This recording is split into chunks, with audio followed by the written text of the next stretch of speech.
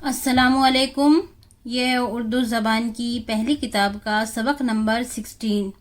तो चलिए करते हैं सबक नंबर 16। महीना।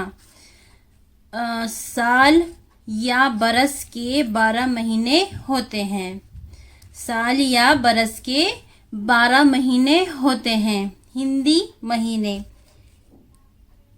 चैत, बैसाख, जेठ, आषाढ़, सावन, भादो, कंवार, कार्तिक, अघन, पूस, माघ, फागन। चैत, बैसाख, जेठ, आषाढ़, सावन, भादो, कंवार, कार्तिक, अघन, पूस, माघ, फागन। ये हैं हिंदी के महीने। साल या बरस के 12 महीने होते हैं। ये है हिंदी में नाम। अंग्रेजी महीने।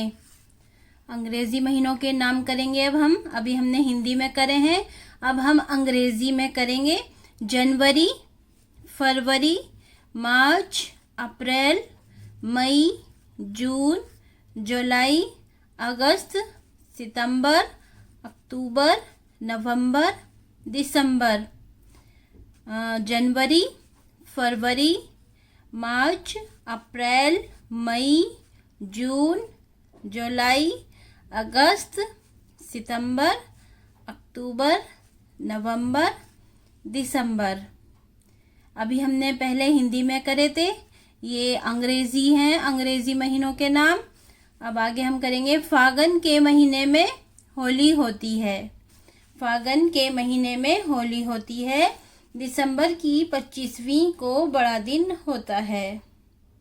फागन के महीने में होली होती है। दिसंबर की 25वीं को बड़ा दिन होता है। एक दफ़ा मार्च और एक बार सितंबर के महीने में दिन रात बराबर हो जाते हैं।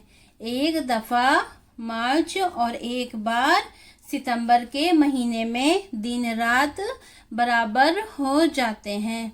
सावन और भादों में मींह की झड़ियाँ लगती हैं। सावन और भादों में मींह की झड़ियाँ लगती हैं।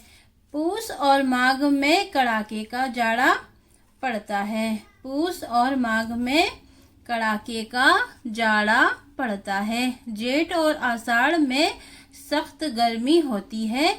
लू चलती है और आंधियाँ आती हैं। जेठ और आषाढ़ में सख्त गर्मी होती है, लू चलती है और आंधियाँ आती है। ये था हमारा उर्दू ज़बान की पहली किताब का सबक नंबर 16।